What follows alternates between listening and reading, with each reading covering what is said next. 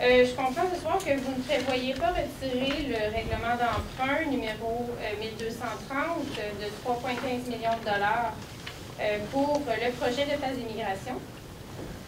Il semblerait qu'une évaluation préliminaire faite par les professionnels qui a été jointe au dossier envoyé au ministère des Affaires municipales a permis d'estimer que le projet de place d'immigration pouvait entraîner un déficit annuel de 200 000 $.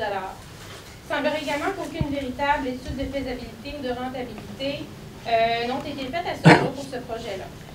Considérant cela, ma question, vous engagez-vous, oui ou non, en premier lieu, à mandater une firme d'experts indépendants pour réaliser ces études-là, afin de questionner la faisabilité et la viabilité de ce projet-là, et dans un deuxième lieu, dans une démarche qui se veut transparente, à rendre ces évaluations publiques afin que les citoyens puissent en être informés et se prononcer quant à ce projet.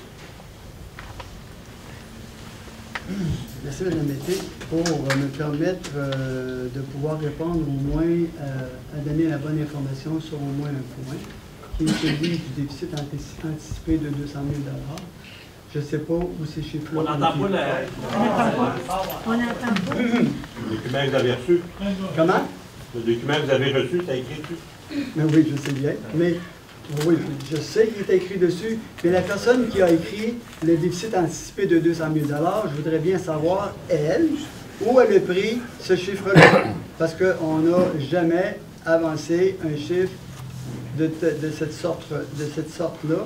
On a toujours dit que le déficit anticipé pouvait être de l'ordre d'environ 83 000 $. Alors, je ne sais pas d'où on prend le 200 000. Maintenant, pour la question numéro 2, tout à l'heure, d'entrée de jeu, j'expliquais qu'on va déterminer une méthode de rencontre et de consultation de groupes d'intérêt.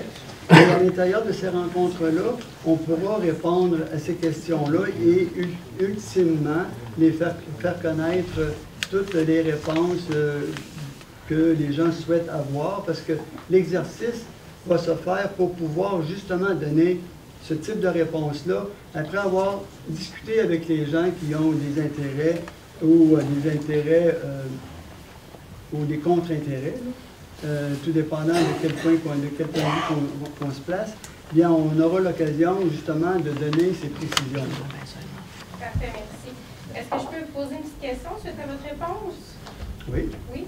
Quand vous parlez de groupes d'intérêt, est-ce que vous parlez des citoyens également? Bien oui, bien, en fait, là, comme j'ai dit d'entrée de jeu tout à l'heure, on va déterminer le processus pour d'abord de consultation, comment on va déterminer des groupes. C'est sûr qu'au départ, on a des gens qui ont manifesté des questions, alors c'est bien entendu qu'on va rencontrer ces gens-là, mais on va faire une consultation, puis une démarche élargie, mais on est à le travailler. Hein?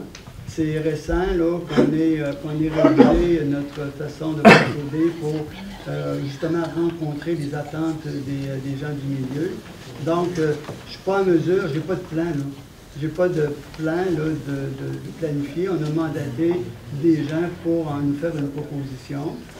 Et quand elle sera faite, bien, on va la diffuser justement à la population et on va déterminer de quelle façon on compose les groupes.